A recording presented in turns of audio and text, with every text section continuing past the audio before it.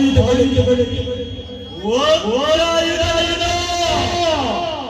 ತಂತ್ರವನಾರೆ ಮಂತ್ರವನಾರೆ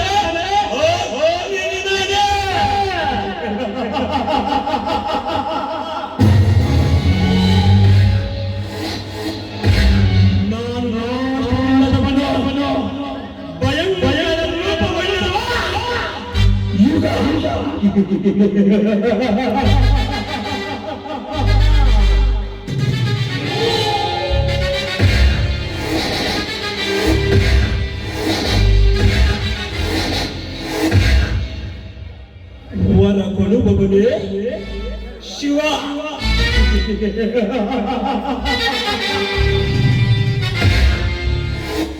ಸತ್ಯ ಹೇಳುವವನೇ ಸತ್ಯಹರಿಶ್ಚಂದ್ರ. ಧ್ಯಾನ ಮಾಡುವವನೇ ಕರುಣ. ಧರ್ಮ ಉಳಿಸುವವನೇ ಕೃಷ್ಣ.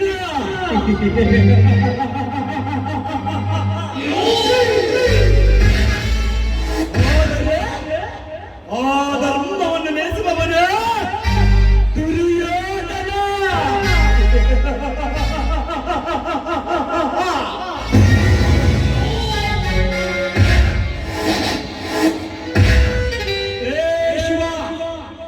ಶಿವ ಎಂದು ಹತ್ತಿರ ಹೋದರೆ ಶಿವನ ಹತ್ತಿರ ವರ ಕೇಳಲು ಹೋದರೆ ಕರುಣೆ ಇಲ್ಲದೆ ಆ ಶಿವ ಏನಂದು ವರ ಕೊಟ್ಟ ಕತೆ.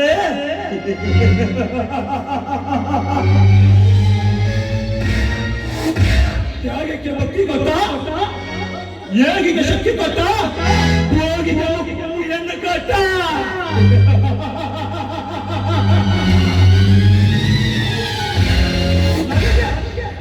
ನನಗೆ ಮಾತು ದೈವ ಪುರುಷ ಎನ್ನುವ ಪಟ್ಟ ಕೊಟ್ಟ.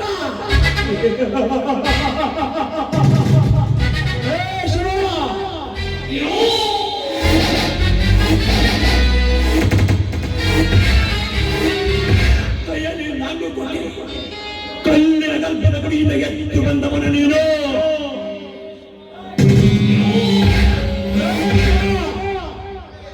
ಹಣೆಯಲ್ಲಿ ಶ್ರೀಬುದ್ಧಿ ಹಂಚಿಕೊಂಡು ಕೈಯಲ್ಲಿ ಡಬಲ್ ಹಿಡಿದು ಸ್ಮಶಾನ ಬೋರಿನ ಸ್ನಾನ ಮಾಡಿಕೊಂಡು ತರಿತ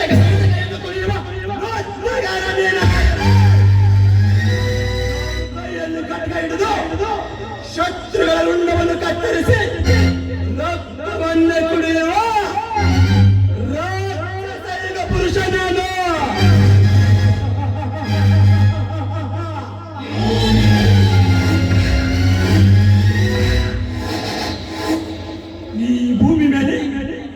ಒಂದು ಗಂಡು ಹೆಣ್ಣು ಎರಡನ್ನು ಸೃಷ್ಟಿ ಮಾಡಿಬಿಟ್ಟೆ.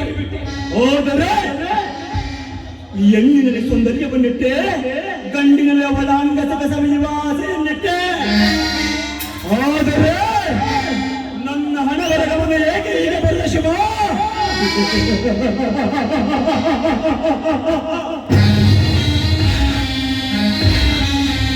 ಪ್ರೀತಿ ಪ್ರೇಮ ಎಂದು ಈ ನಾಟಕದ ಸುತ್ತುಗಾರನಾಗಬೇಕು. ಅನ್ಯಾಯ ಧರ್ಮವನ್ನು ಒಟ್ಟುಗೂಡಿಸಿಕೊಂಡು ಮೆರೆಯುವ ನಾಟಕದ ನಾಯಕ ಈಗ ಪುರುಷ.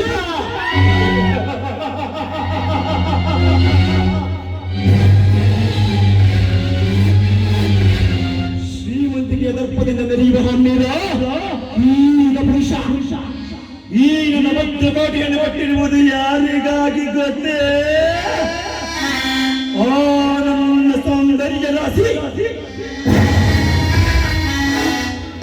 ಗರುಡನ ಸಸ್ಯ ಪ್ರಿಯರಿಗಾಗಿ.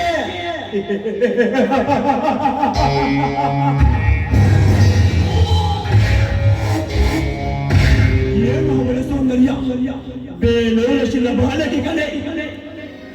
ನಿನ್ನ ಒಂದೊಂದು ಅಂಗಾಂಗವನ್ನು ಕಂಡು ಈ ನನ್ನ ಮನಸ್ಸು ಚಂಚಲವಾಗುತ್ತದೆ.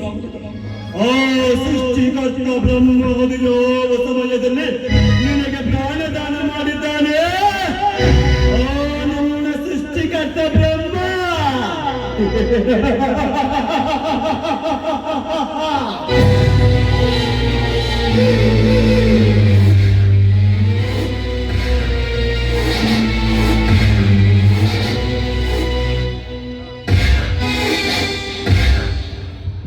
ನನ್ನ ಆಸೆಯೇ ತೌಸಂಡು ಈ ಭೂಮಿಯಲ್ಲಿ ಕಳ್ಸಂಡು ಯಾರಿಗಾಗಲ್ಲ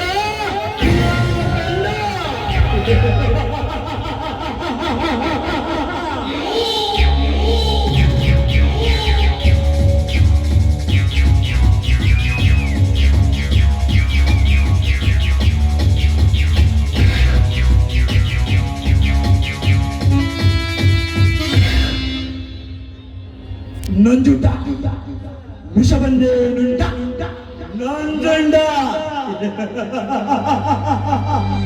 ನರಲೋಕದ ಅಧಿಪತಿ ಈ ಭೂಪತಿ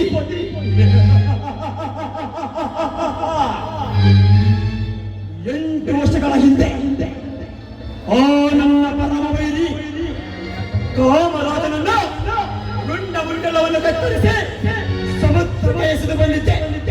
ಇಂದು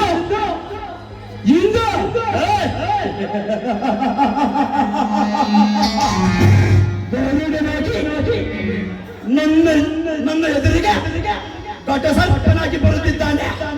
ಬರಲು